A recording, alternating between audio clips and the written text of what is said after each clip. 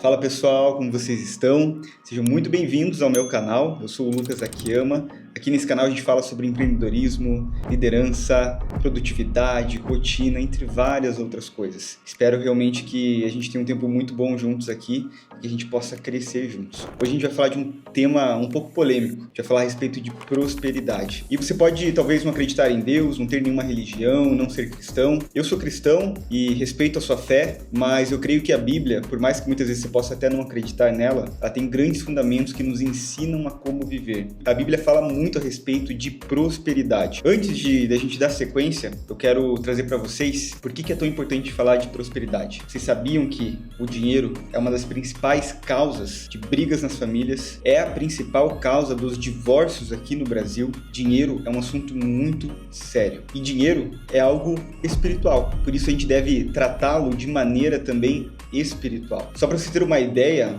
a Bíblia tem mais de 2.000 passagens que falam a respeito de dinheiro, moeda de troca, ouro, alguma coisa que determina este tipo de assunto. O próprio Jesus fala mais a respeito de riquezas, de dinheiro, do mal dele, do que ele fala a respeito do pecado e do inferno. E a única coisa que Jesus fala na Bíblia que disputa o nosso senhorio em relação a ele é o dinheiro. Ele fala: ninguém pode servir a dois senhores, pois odiará um e amará o outro, ou se dedicará a um e desprezará o outro. Vocês não podem servir a Deus e ao dinheiro. É a única vez que Jesus faz alusão a você dedicar a sua vida a outra coisa. E muitas vezes a gente tem colocado o dinheiro como um ídolo, como a principal causa da gente viver nosso principal foco. Por isso eu quero falar com vocês hoje a respeito do que é de fato ser próspero, o que é de fato ter prosperidade. E não tem a ver apenas com dinheiro. O dinheiro, você crescer financeiramente, crescer nos projetos em que você se envolve, tem muito a ver com uma prosperidade externa. Mas a verdadeira definição de ser próspero começa dentro de nós. Você precisa primeiro ser próspero por dentro. Você precisa multiplicar primeiramente por dentro para você poder multiplicar por fora. Por isso eu quero falar com vocês hoje a respeito do que consiste a verdadeira prosperidade. E ela consiste em 5 pontos. Eu tenho certeza que se você se dedicar a esses 5 pontos, você vai ser próspero em tudo o que você fizer. Seja financeiramente, seja nos negócios, em qualquer coisa você vai ser próspero, porque a tua principal base ela vai estar consolidada. O primeiro ponto de quando a gente fala sobre prosperidade é relacionamentos. Para você ser uma pessoa próspera, você precisa cultivar relacionamentos saudáveis. Gente próspera são pessoas que têm relacionamentos saudáveis. Na própria escritura de Deus, você vê ao longo de toda a Bíblia Deus alertando-nos a respeito dos relacionamentos. Ele fala em 1 Coríntios 15:33, não se deixe enganar, as más companhias corrompem os bons corações. Sabe, eu, antes de conhecer a Deus, antes de trabalhar com o que eu trabalho hoje, antes de empreender, antes de casar, eu tive uma vida muito doida. Eu já falei aqui em outro vídeo. Tive problema com drogadição, com festa, com bebida. E depois que eu tive a vida transformada e consegui me libertar dos vícios que eu tinha, eu tive que tomar uma decisão muito radical. Porque eu cheguei a ficar internado. Eu fiquei numa clínica de reabilitação. Eu vi muitas pessoas lá aceitando Jesus e tudo mais, entregando a vida para Deus, mas a maioria recaiu. Então, apenas aceitar a Jesus, entregar a vida para Deus não é suficiente para você ser transformado? Na verdade, você fazer isso é o primeiro passo da transformação, mas exige algo de nós também. Nós precisamos tomar um posicionamento após isso. E eu fui muito radical depois que eu tive a vida transformada, porque eu sabia que se eu continuasse tendo as mesmas amizades, participando dos mesmos ciclos, eu voltaria a ter a vida que eu tinha. Então eu decidi.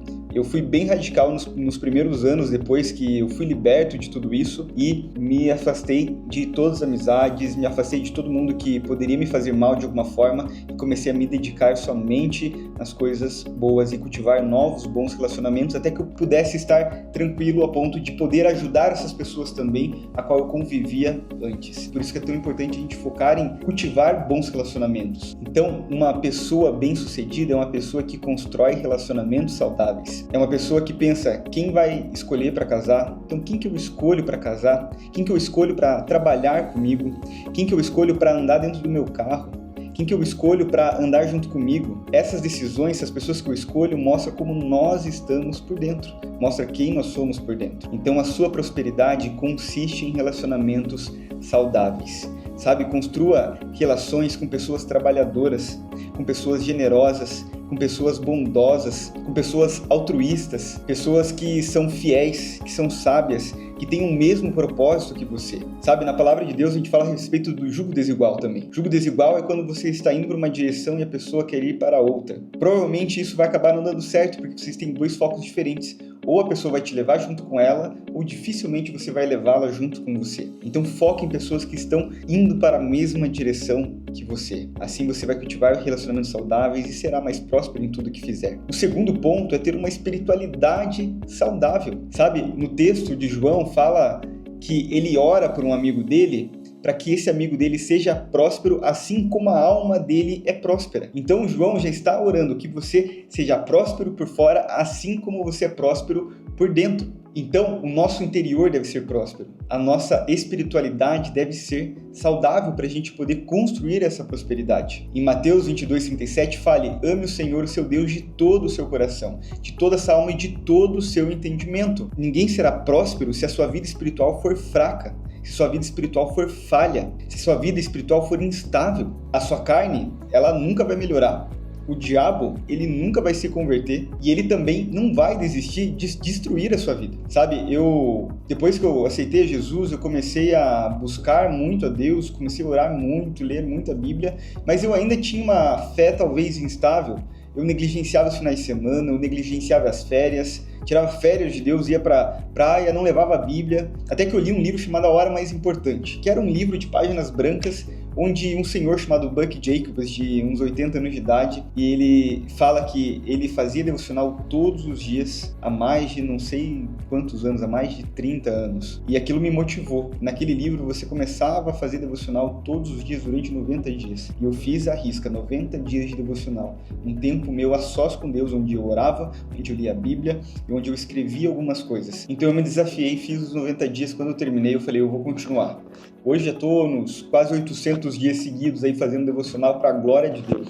Isso transformou a minha vida. Eu já falei, talvez você tenha outra fé, mas cultive a sua espiritualidade, se aproxime de Deus. Ele tem a verdade para a sua vida e somente Ele pode te entregar a verdadeira prosperidade que não consiste em dinheiro e riquezas aqui da terra. Então, o que vence o inimigo, o que vence o mundo, o que vence tudo aquilo que está contra nós é a nossa vida espiritual, é a nossa fé. Então, invista tudo que você tem na sua fé. Invista tudo que você tem na sua vida espiritual. A nossa fé, ela deve ser ativa. Se não for assim, a gente dificilmente vai conseguir enfrentar os desafios do dia a dia. Enfrentar as tribulações que nos assolam todos os dias, sabe? Não é porque a gente tem uma vida próspera internamente, uma vida próspera por fora, que a gente não vai ter desafios e dificuldades. As tempestades, elas chegam, os tempos difíceis, eles chegam. E a gente precisa ter uma fé inabalável para a gente conseguir enfrentar tudo isso com sucesso. Então, invista em uma espiritualidade saudável, um relacionamento saudável com Deus, um relacionamento saudável consigo mesmo. E Salomão já dizia que a falta de sabedoria, querer viver tudo isso por fora, se você não vive isso por dentro. Então, viva isso primeiramente por dentro para você poder ser próspero por fora também. O terceiro ponto é ter carreiras e recursos saudáveis. Nós precisamos aprender a administrar a nossa carreira e administrar o nosso dinheiro, nosso recurso, nossos bens de uma maneira saudável. Lá em Lucas capítulo 16 fala: quem é fiel nas coisas pequenas também será nas grandes, e quem é desonesto nas coisas pequenas também será nas grandes. Pois se vocês não forem honestos com as riquezas deste mundo, quem vai pôr vocês para tomar conta das riquezas verdadeiras? E se não forem honestos com o que é dos outros, quem lhes dará o que é de vocês? Tem mais alguma coisa que eu poderia acrescentar, além de tudo que esse versículo já fala? Se você não é fiel no pouco, você não vai ser fiel no muito. Você acha que Deus vai te entregar mais se você nem tem cuidado daquilo que está nas suas mãos hoje? Tem um cara chamado Andy Stanley, que é um pregador, e ele fala o seguinte: o que importa não é o que você tem, o que importa é o que você faz com o que tem, que vai contar a seu favor ou contra você no reino de Deus. Então, muitas pessoas escolhem a sua carreira por mera ganância, mas a gente deve escolher aquilo que é um chamado para nós, aquilo que tem um propósito específico para nós, aquilo no qual nós poderemos ser usados como instrumentos para abençoar a vida das pessoas, sabe? Precisa ser dirigido pelo propósito que Deus tem para cada um de nós. Então decida usar os seus recursos e a sua carreira de maneira saudável. O quarto ponto são laços familiares saudáveis. Eu já falei de relacionamentos saudáveis, mas a gente precisa ter também laços familiares, a nossa família, a nossa base saudável, sabe? Próspero só é aquele cuja família é saudável. Próspero só é aquele cuja família é próspera. Paulo diz, se alguém não cuida dos seus parentes, especialmente da sua própria família, negou a fé e é pior que um descrente. Você precisa cuidar dos seus. Você precisa investir em relacionamentos saudáveis. Nenhum sucesso profissional ou financeiro compensa uma família falida, um casamento quebrado. Nenhum dinheiro do mundo compensa uma família destruída. Não compensa. Tenho muitos amigos conhecidos que estão com a família destruída, porque pais, mães, pessoas decidiram optar por outras coisas em vez de investir verdadeiramente no relacionamento da sua família. Então, invista na sua família. Não existe família perfeita. Todas as famílias têm dificuldades. Às vezes teu pai fez algo a você, tua mãe fez algo a você, coisas que nem eles mesmos reconhecem. Às vezes eles nunca pediram perdão para você, mas o primeiro passo começa com você. Mesmo que não tenham pedido perdão, você perdoe internamente e comece a partir de você cultivar relacionamentos saudáveis. Não existe família perfeita. Todas as famílias têm dificuldades. Existe família saudável, não família perfeita. A gente precisa lutar para construir laços familiares saudáveis. E o último ponto, e não menos importante, nós precisamos cultivar uma mente e um coração saudável. Provérbios 4:23 vai dizer, acima de tudo, guarde o seu coração, pois dele depende toda a sua vida. Você tem cuidado do seu coração? Você tem guardado ele? Eu não estou falando a respeito de um cardiologista, nem nada disso. Sabe? Qual que é o nosso desafio hoje? Ter sanidade em dias insanos. Manter as emoções equilibradas em dias malucos. Nós hoje vivemos em dias malucos. Hoje, por bobeira, você vê gente brigando dentro do caixa do supermercado. É 7 horas da manhã e o povo tá se matando no trânsito. Esses dias eu vi um vídeo, um meme lá, que nem sei se é um meme, que era uma briga que estava acontecendo no mercado. A mulher vai lá e taca o carrinho em cima de outra mulher. Ela pega o carrinho e taca em cima de outra mulher. Já pensou que absurdo? Então a gente precisa filtrar os nossos pensamentos diariamente. Vamos ter que perdoar as pessoas diariamente, assim como Jesus nos perdoa diariamente. Sabe, eu falo muito da Bíblia, é aquilo que eu acredito, e mesmo que você não acredite, tem coisas que a gente pode tirar dela que realmente são transformadoras. Na Bíblia a gente vê o exemplo de uma história a respeito de um cara chamado José. É o José do Egito. Com certeza, talvez você já tenha escutado essa história. E na casa de José era uma bagunça. A família dele era totalmente maluca. Era um verdadeiro caos. Mas na vida de José era manifesta a graça e o poder de Deus. José, ele teve 11 irmãos. O pai de José teve 2 mulheres mais 2 concubinas. Eram 4 mulheres no total, no qual o pai de José teve filhos com essas 4 mulheres. 4 moravam juntos e todos os filhos moravam juntos também. Imagine a luta dessas mulheres pelo todinho na geladeira para agradar todos os filhos. Se fosse nos dias de hoje, seria muito complicado. Para vocês terem uma ideia, um irmão de José teve um caso com uma de suas madrastas. Para você ver como a casa de José era um caos. Outro irmão engravidou a própria nora. E daí, o que acontece com José? José tinha grandes promessas de Deus. E os irmãos dele vão lá e vendem ele como escravo. E falam pro pai que ele morreu e não sei o quê. E José é vendido como escravo. José, ele fica preso durante um bom tempo. Ele fica escravo durante um bom tempo. E até que ele se torna governador do Egito. Porque José sempre acreditou nas promessas de Deus. E mesmo no tempo que ele foi escravo, e mesmo no tempo em que ele ficou preso, ele manteve a mente dele e o coração dele saudável. Ele sempre teve fé nas promessas que Deus tinha para ele. Ele sempre olhou para a solução, para o resultado final e nunca para o problema e para as consequências do dia a dia naquilo que ele estava enfrentando. Imagine você ficar escravo durante anos e depois ficar preso durante anos. Muitas pessoas já teriam desistido da vida, teriam se matado, teria acontecido diversas coisas. Mas José se manteve firme, olhando para o Criador, olhando para aquilo que Deus tinha para ele. Logo, ele foi exaltado e foi cumprida a promessa dele, ele se tornou governador do Egito.